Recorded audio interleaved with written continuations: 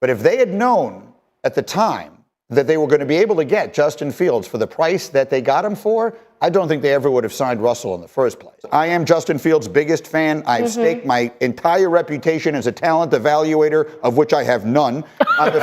Probably the coaching, Coach Tomlin, Coach Smith, Coach Z, just makes me feel like family, makes me feel comfortable. Coach me really hard, and I just feel like I'm getting better already.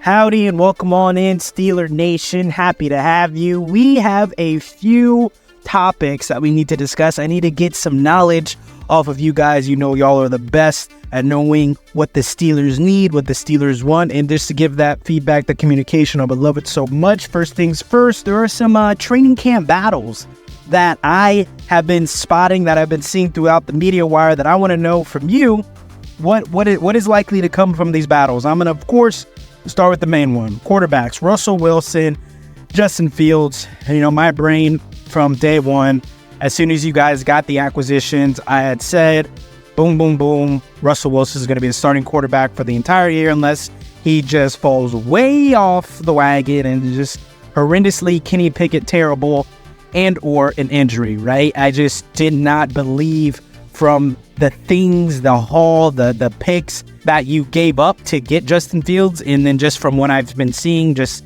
on film, it always felt as if Russell Wilson was going to be the number one. But I have a buddy, right, Alex. He's on the channel, and he says it's going to be Justin Fields. And so I just want to know, what is the consensus for the Steelers Nation? What is the feeling? Is it still Russell Wilson? I know a lot of you wanted it to be Justin Fields, and I know y'all all saw that Madden joke, that Madden dig, whatever it was, of Justin Fields returning kicks. I don't know if that was just a thing of them, you know, showing certain features that you can put multiple positions at the kick returning spot. I don't know, maybe Lamar will be out there at some point in time, but let me know what y'all think. I also just think that Justin Fields is nothing more than a backup, but he will have opportunities to get on that field. But I just want to know, going into training camp, who do y'all want, Russell or Justin? Now, another one. This one's a little bit more interesting, but this one isn't as cookie cutter as you might think, simply because Najee Harris and the Pittsburgh Steelers,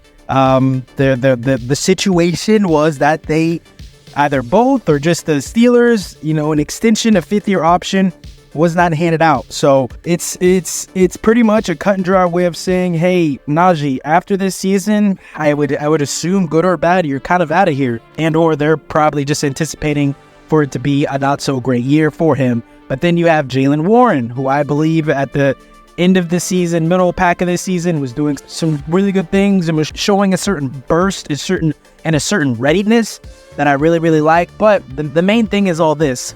This position battle is just going to be super duper interesting because new offensive coordinator Arthur Smith, who is from the Tennessee Titans tree, with Derrick Henry having that 2K season, goes to the Atlanta Falcons, right? So that Arthur Smith is bringing a run-first mentality to the offense. So we want to see which of these guys, I want to see which of these guys is going to best fit the new scheme that is up ahead. What do you guys think? You know, what do you guys, both of these dudes are eyeing free agency, you know, possibly after this season. So I want to know from where you guys are at, who do you want? I know Najee is probably the clear-cut answer, but are there any Jaylen Warren stands that think that Najee could be the starter, but Jaylen Warren should be having a lot more carries? Who's out there with that notion? Just let me know. And the last one I want to talk about is in the wide receiver department, right? So mostly for that slot position. So we have Roman Wilson, rookie Roman Wilson, national championship out of Michigan. You got Quez Watkins,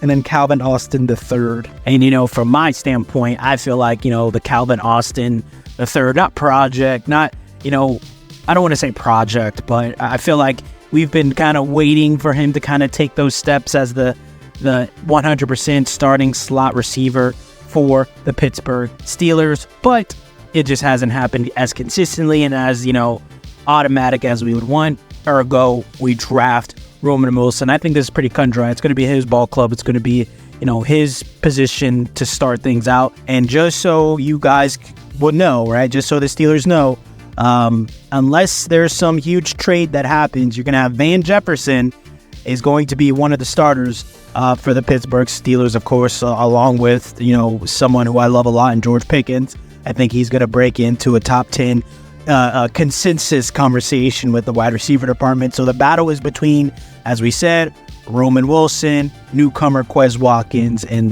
the guy that's been there already, Calvin Austin. But I'm going to give it to Roman Wilson. I'm pretty sure he's going to be the guy. Next thing I want to talk to you guys about, we're just going to go ahead and head over to your defense. And I think just with your defense, the second best player, part of your defense, a very, very important chess piece to your defense is star safety, star athlete, star nightmare, right? Absolute nightmare, Minkah Fitzpatrick.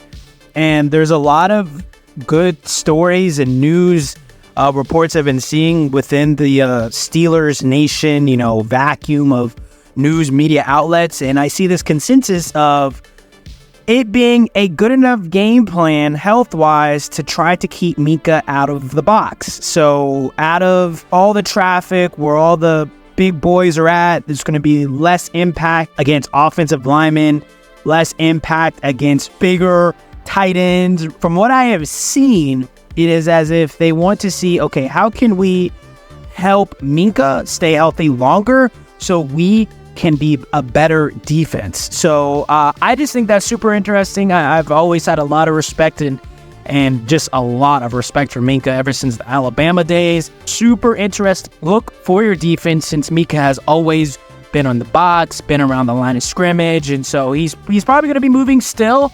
But I definitely love the idea of it being, minimized a little bit. And then the last thing I kind of want to touch bases on, guys, we have to make the playoffs this year. And I'm saying we as a rival, but I just got to get you there, because even though we don't like each other, we don't, straight up 100%, there is still a mutual respect between the Cincinnati Bengals and the Pittsburgh Steelers. It's always been a gruesome game. It's always a physical coordinates, but I would like to think there's always a respect. Other teams in the division, there is not a respect, at least one for us, but I want TJ Watt to go off into the sunset in the best light possible that I would want for a Steelers guy, right? And so as of right now, knowing his track record, and if you don't know, him talking about football mortality at age 30, it's serious. And I'm not saying he's on the decline. I'm not saying anything, but the simple fact that you have a talent in TJ Watt, and he has not won a playoff game since 2016, the year that he came in, it means something to him. And so I got a quote for Mr. TJ that I want to, talk about real quick. And, from The Athletic, he says, quote, "I don't know if I want to play forever, but who knows? It is too hard to say. JJ said he didn't want to play super long. Then things happened and he ended up playing longer. I won't know until that moment comes. I feel great right now, so I'm kind of just living in the moment." And so, like I said, the one thing that he does not have is a playoff victory, a playoff win. He's gone to the playoff. He has a Defensive Player of the Year approach. He has that emblem in his pocket.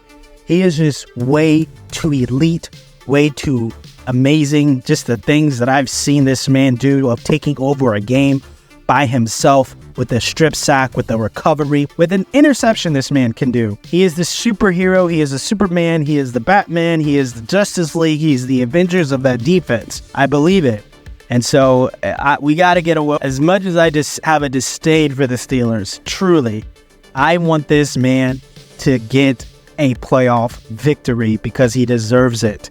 Just if you love football, if you love ball, you understand that TJ Watt has had a career and he has played in the fashion of this man deserves a beautiful end to his career. And so I hope we figure it out. Hope y'all figure it out, that is. But let me know what you guys think about everything we have discussed. And do not forget to like, comment, and subscribe.